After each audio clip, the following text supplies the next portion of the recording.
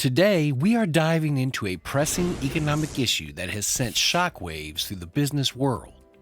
In the end, no amount of money could Bath make the and business Beyond, model the work. home goods retailer famous for those big blue 20% off coupons, is closing. The collapse of Silicon Valley Bank. The second biggest bank collapse in U.S. history. We're now to the end of an era, another popular retailer going out of business, Bed Bath & Beyond. Bed Bath & Beyond filed this year, Party City filed, Vice Media, Instant Pot, and Pyrex. The list really goes on. Stick around as we unravel the factors contributing to this phenomenon and discuss its implications on the corporate landscape.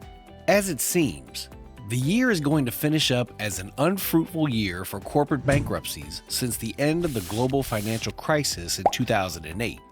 The financial crisis this year has taken credit for many of the biggest bankruptcies in American history, worse than the experiences of the global financial crisis. Do not get agitated yet, though. According to the numbers, 2024 promises to be much worse. In the first half of 2023, corporate bankruptcies and the major businesses they track were over a wild 200%. Prominent companies like Bed Bath & Beyond, WeWork, and Vice Media all crashed because of a combination of bad market conditions, poor management. Falling hard. Bed Bath & Beyond is down 21% after hours after warning on sales for its current quarter. I came in, Changing consumer preferences and higher interest rates. But what effect does this even have? Even though these companies went bankrupt, their services are still very much available for use or purchase. Offices are still available for rent at WeWork, and the outrageously priced hampers from Bed Bath & Beyond are still very much available for purchase. Bankruptcies are not what they used to be anymore. Instead of being a corporate equivalent of, the end of a business, it has now become a business strategy, which is why it became so popular this year. Using corporate bankruptcy as a business strategy is a controversial and ethically questionable approach. While bankruptcy is typically seen as a last resort for struggling companies, some businesses have employed it strategically to achieve certain objectives. For example, some companies intentionally accumulate excessive debt with the plan to use bankruptcy as a negotiation tool. They file for bankruptcy to force creditors into accepting more favorable terms such as debt reduction or extended payment periods. The risk, however, is that this strategy can damage relationships with creditors and erode trust in the business community. It may also lead to increased scrutiny and regulatory measures. There are also companies using bankruptcy to shield valuable assets. This is known as asset protection and liquidation strategies. By strategically filing, businesses initiate a structured liquidation process, protecting specific assets from being seized or sold.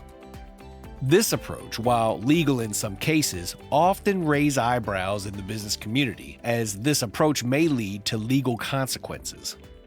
It could damage the reputation of the company, as it is often viewed as an attempt to manipulate the system.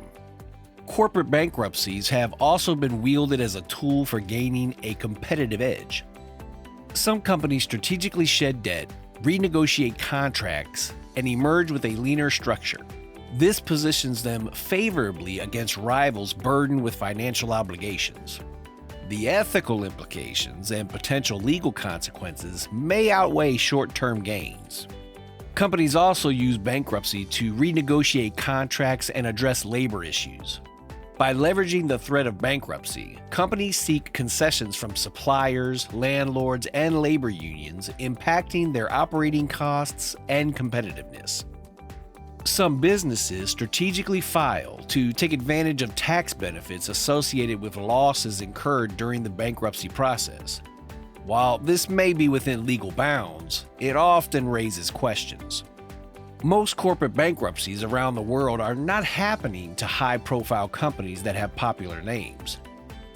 The biggest records have come from small to medium businesses closing down for good because it is usually very risky to run smaller businesses. By definition, a small business is one with less than 500 employees and up to 1,500 employees for manufacturing companies, with revenue ranging from $1 million to over $40 million. Many of the small businesses going bankrupt are very big and are responsible for providing jobs to almost half of the working class in America. Large companies only employ 23% of the working class. One of the primary factors contributing to this trend is the financial flexibility of larger, high-profile companies.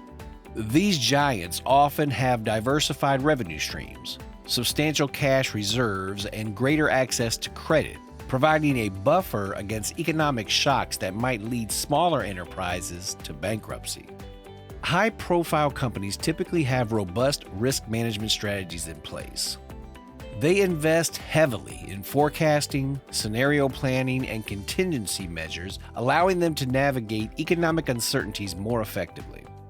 This strategic preparedness serves as a shield against financial crisis that smaller enterprises might find harder to weather. The dominance and brand strength of high-profile companies play a crucial role.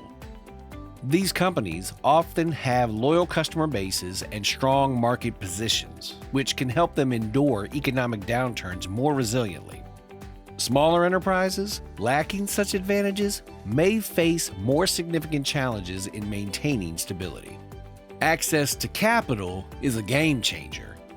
High-profile companies with their established track records and market credibility find it easier to attract investors and secure funding even in challenging times. This financial support becomes a lifeline, allowing them to navigate difficulties without resorting to bankruptcy. Large companies often have diversified operations on a global scale. This diversification acts as a hedge against regional economic downturns. Smaller enterprises with more limited reach may lack this resilience and be more susceptible to local economic fluctuations. Compliance with regulations and legal resources also plays a significant role. High-profile companies typically have dedicated legal teams ensuring strict adherence to laws and regulations. This proactive approach can shield them from legal troubles that might push smaller enterprises to the brink. As we explore these factors, it is essential to recognize the challenges faced by smaller enterprises.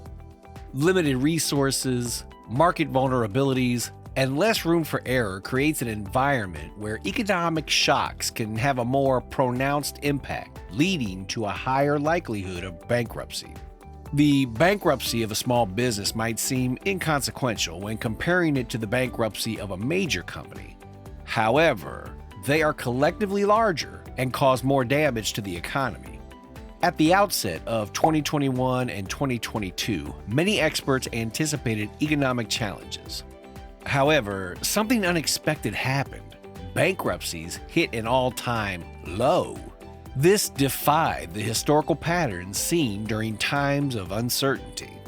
One major contributor was the swift and substantial response of the government worldwide.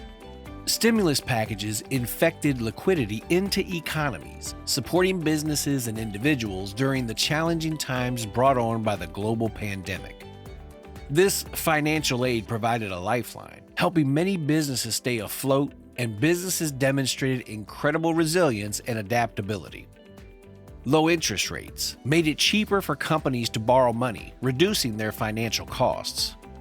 This facilitated easier access to capital, allowing struggling businesses to refinance debt, manage cash flow, and avoid bankruptcy. Additionally, low interest rates spurred economic activity, supporting overall business conditions and aiding companies in navigating financial challenges. As a result, almost no businesses were faced with bankruptcy, no matter how terribly they were run. Government programs like rock-bottom interests and paycheck protection loans made it easy for companies to stay open by borrowing to cover expenditure. These kind of companies were called zombie companies because the intervention of the government was what kept them running. Otherwise, they would have failed a long time ago. As bad as it may seem, bankruptcies aren't usually the end for companies. In fact, it could be a whole new beginning. The diversity between corporate bankruptcies and personal bankruptcies results in one of the most irritating situations in business. CEOs and executives are constantly paid millions of dollars after running their companies into bankruptcy. They get paid ahead of the creditors, shareholders, and even you, the employee that was screwed over because of their poor management strategies. To understand why this happens, there's two types of bankruptcy that you should know about. Chapter 7 and Chapter 11 are two different forms of bankruptcy under the United States Bankruptcy Code. Chapter 7 bankruptcy, also known as liquidation bankruptcy, involves the sale of a debtor's non-exempt property to pay off creditors. It allows individuals and businesses to discharge most of their debts, providing a fresh start financially. The Chapter 11 bankruptcy is a form of bankruptcy that allows businesses to recognize and continue operations rather than liquidating assets. In this process, the debtor develops a reorganization plan to repay creditors over time. The goal is to emerge from bankruptcy with a more sustainable financial structure, often involving renegotiation of contracts and debts. It provides a chance for the company to stay afloat while addressing its financial challenges through a court-approved plan. In conclusion, the corporate bankruptcy boom of 2023 underscores the complex challenges businesses face in today's ever-changing economic landscape. As we've explored the contributing factors and potential implications, it's evident that adaptability and strategic financial management are crucial for companies navigating these turbulent times. While bankruptcy may signal an end for some, it also marks a new beginning for others, prompting reflection on industry trends, regulatory frameworks, and the evolving nature of corporate resilience. Leave a comment below to let us know what you think about the bankruptcy boom. And don't forget to like and subscribe for more topics on Where Money Matters. We'll see you on the next one.